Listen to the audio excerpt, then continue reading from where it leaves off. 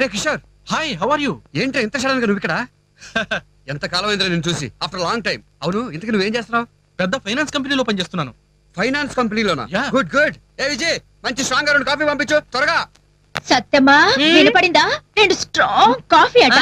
Strong coffee. పాలు లేవు. ఇదిగోమ్మా, పొద్దు నుంచి ఇది 5వ సారి.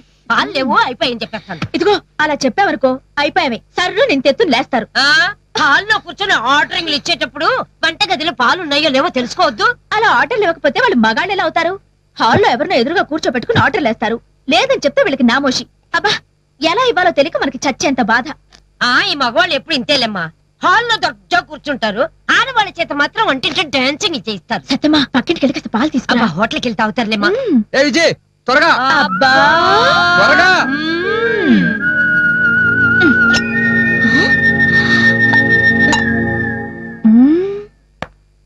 ఇప్పుడు నేను పనిచేస్తున్న ఫైనాన్స్ కంపెనీకి చాలా స్పాన్ ఉంది.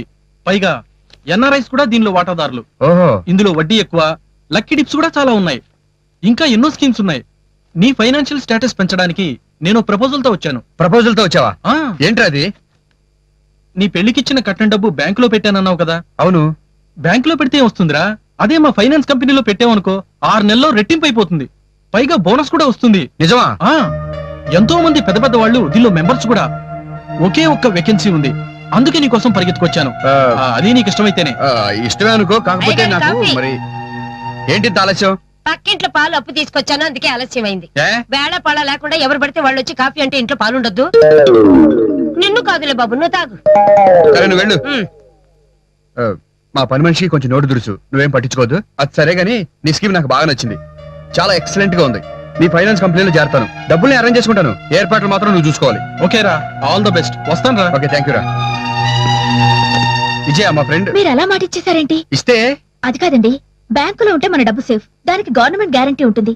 ఇలాంటి ఫైనాన్స్ కంపెనీలో డబ్బు వేస్తే మన గ్యారంటీ ఏంటి? గ్యారంటీయా? మన చంద్రబాబు నాయుడు గారు ఇస్తారు. చాలదంటే వాజ్పేయి గారిని మనేస్తారు. చాలా అది కాదండి, ఊరుకో, గ్యారంటీ గురించి మాట్లాడతావు. మనం రోజు పేపర్లో చూస్తూనే ఉన్నాం కదండి, ఎన్ని ఫైనాన్స్ కంపెనీలు మూతపడిపోతున్నాయో. తెలిసి ఎందుకండి అందులో డబ్బు పెట్టడం?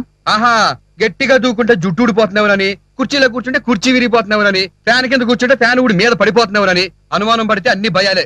ఏవైనా వాడు నాకు మంచి ఫ్రెండ్, చాలా నమ్మకస్తుడు. వాడు చెప్పిన ప్రపోజల్ నాకు నచ్చింది. అందుకే ఆ ఫైనాన్స్ కంపెనీలో డబ్బు పెట్టదలుచుకున్నాను. ఏమండి, నువ్వు మీ నాన్న దగ్గరికి వెళ్ళి బ్యాంక్ లో ఉంచిన కట్నం డబ్బు తీసుకురా. వెళ్ళు. మీ మాట మీదేనా? నా మాట వినిపించుకోరా? కొట్టుడొచ్చాడు. ఎందుకు వినాలి? ఆడది చెప్పిన మాట మగాడికి వినవలసిన అవసరం లేదు. 2 సైకిల్ మీద వెళుతుంటే పోలీసు వాడు ఆపి చెబితే వింటాం. కరెంటు వాడు, వాటర్ వాడు ఎంత బిల్లుని చెప్పినా వింటాం. పై ఆఫీసర్ బండబూతులు తిడితే నోరు మూసుకుని మరీ వింటాం. చిలక ముక్కుతోటి చీటీ తీస్తే దండం పెట్టి దాని మాటలు వింటాం. ఇలా అడ్డమైన వాళ్ళ మాటలు వింటాం. కానీ 3 ముళ్ళు వేసిన పెళ్ళాం చెప్పిన మాట మాత్రం వినం. ఇంతకీ మీరు నాకు సపోర్ట్ చేస్తున్నారా, సెటైర్ వేస్తున్నారా? సపోర్ట్ కాదు, సెటైర్ కాదు, జనరల్ ఒపీనియన్. మీ ఒపీనియన్ మీ దగ్గరే ఉంచుకోండి. థాంక్స్. విజయ, మీ నాన్న దగ్గరికి వెళ్ళి డబ్బులు తీసుకురా. నాకు ఇష్టం లేదు. నీ ఇష్టం కాదు, కావాల్సింది నా ఇష్టం. నాకు ఇష్టం లేదండి. మీరు ఇంకోసారి ఆలోచించండి. ఆహా, మన మంచికి చెప్తున్నానండి, ఇంకోసారి ఆలోచించండి. నేను చెడుగా ఆలోచిస్తున్నాను. చిచి, ఎక్కడికండి? ఏట్లోకి. అదేంటి ఆయన అటు ఈవిడ ఇటు వెళ్ళిపోతున్నారు? ఆయన అటు వెళ్ళాడు కాబట్టి వీడి వెళ్ళింది. అర్థం కాలేదు. నేను అలాగే చెప్తాను.